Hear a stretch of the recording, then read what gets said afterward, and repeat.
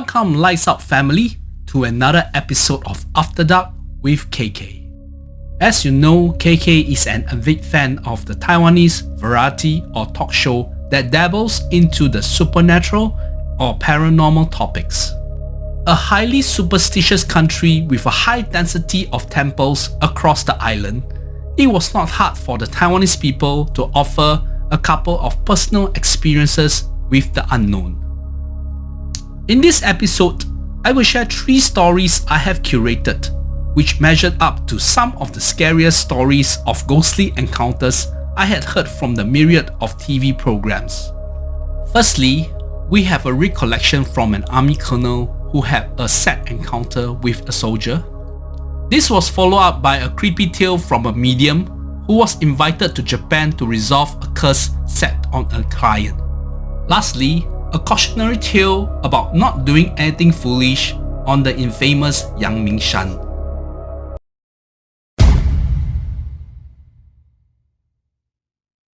Salute, my name is Colonel Yu. I had been in the military for 40 years, and despite upholding my pride and my righteousness as a soldier, there are many instances of things I could not explain and even shook my core till this very day.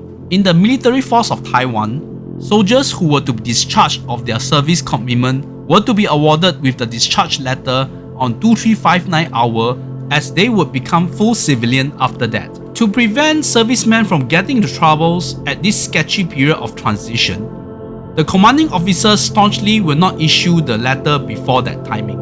When I was in my past unit as the commanding officer, I was on a routine of discharging the servicemen under my command almost twice monthly at that unearthly hour. I did so personally because I wanted every single one of the soldiers to know that I was thankful of their service and truly hope they had a good impression of their time under service, the organization, and me included. On this particular day, I was woken up by my clerk sheepishly.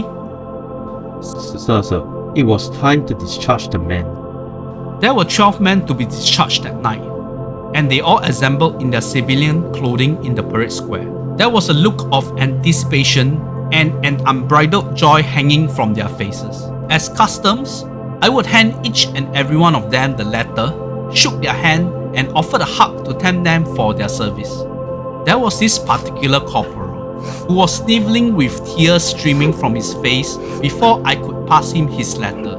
Wow, he must really could not bear leaving the military. Could it be my homely command of my men that result in such tearful goodbye? I was thinking to myself. After consoling the corporal and he signed his reception of the letter, I told the fortunate dozen to have a good life ahead and stay safe on their way back home. That was so routine to me, and I went back to sleep after the whole procession.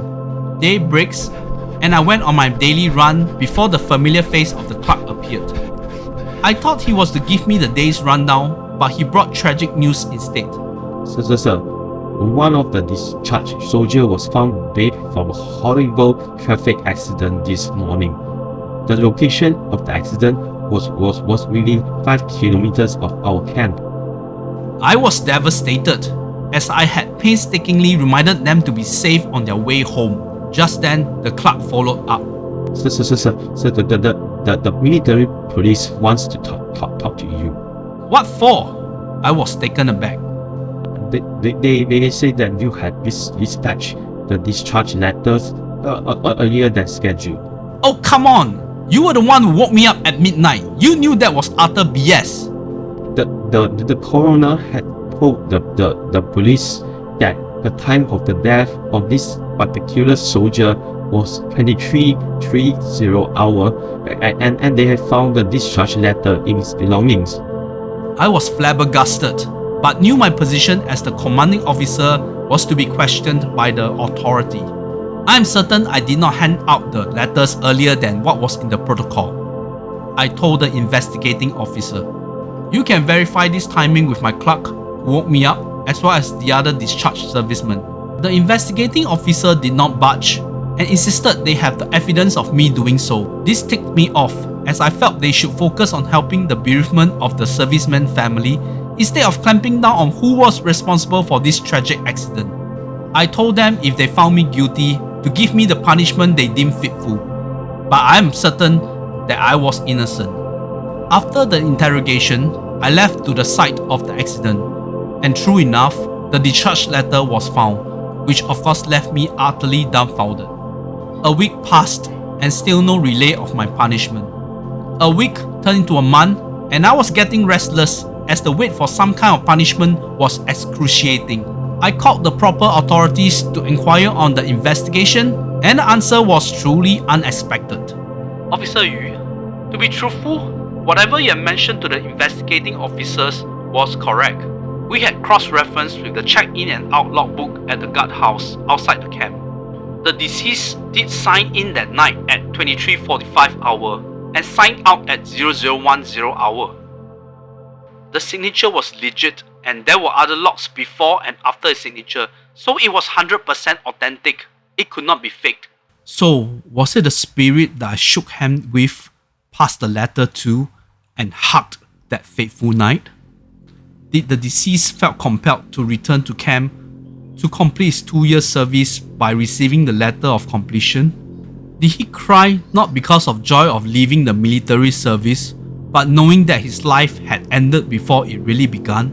Till this very day, when I went on reunion with my fellow soldiers from that particular unit, they would still ask me, was the body I hugged icy cold or warm like a real person?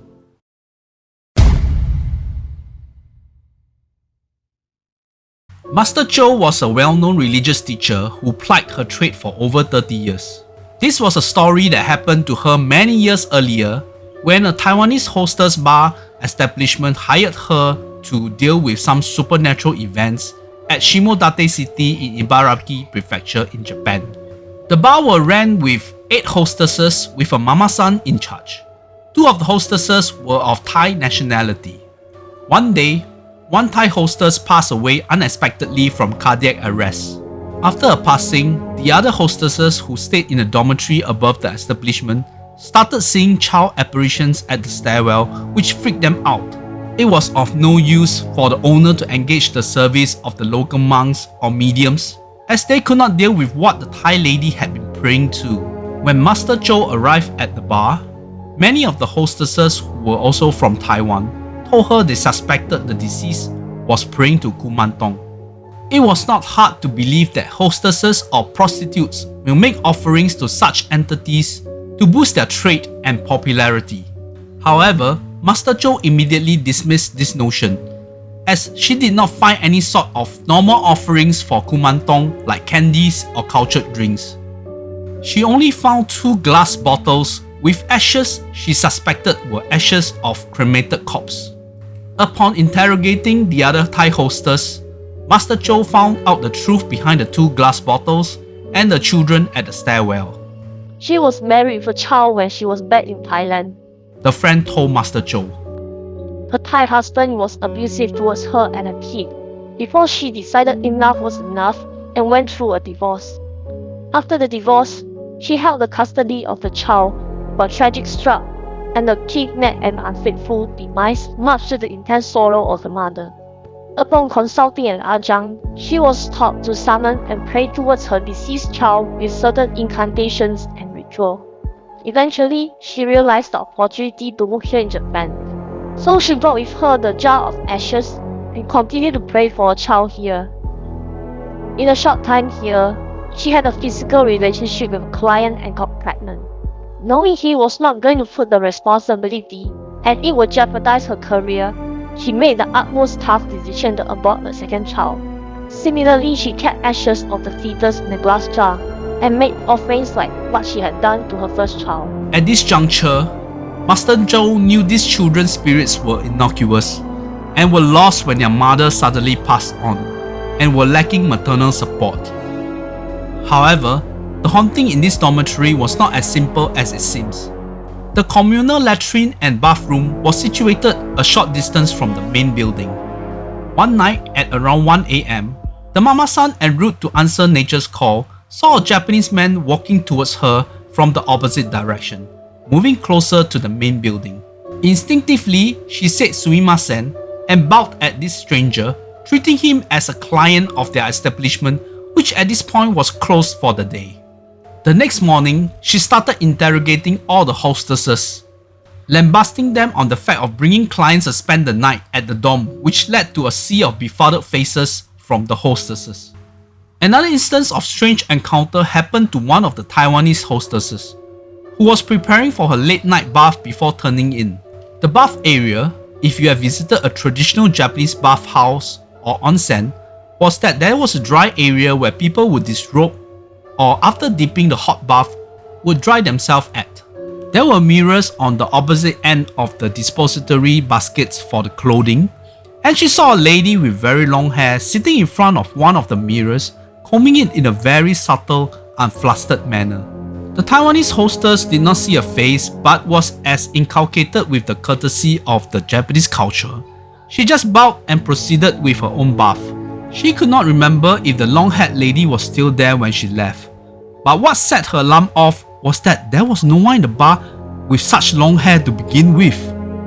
After collecting all these creepy encounters, Master Zhou and her assistants thought it would be a simple ritual to guide 4 souls, the 2 children of the Thai hostess, the Japanese man, and the long-haired lady away from the dormitory. But Master Zhou and her entourage had a rude realization. During the burning of the joss paper, the bonfire was raging immensely, and they were taken aback by a tornado of fire. Instinctively, Master Zhou knew things were not as simple as it seems. Remember that incantation the Thai hostess learned from the Ajahn? It was a soul-summoning one that would summon ghosts indiscriminately. The development of land in Japan, especially the rural or suburbs, it was not hard to find small patches of cemetery just beside local residents. Therefore, through the long period of casting the summoning incantations by the Thai hostess, the dormitory has become a hub for these souls from nearby cemeteries, but they meant no harm, of course. It just meant that Master Zhou needed to plan for a bigger ritual on a scale like what Chinese call Putu for the gatherings of good brothers. In the end, the owner of the bar nearly got a heart attack when he saw the final sum Master Zhou billed him.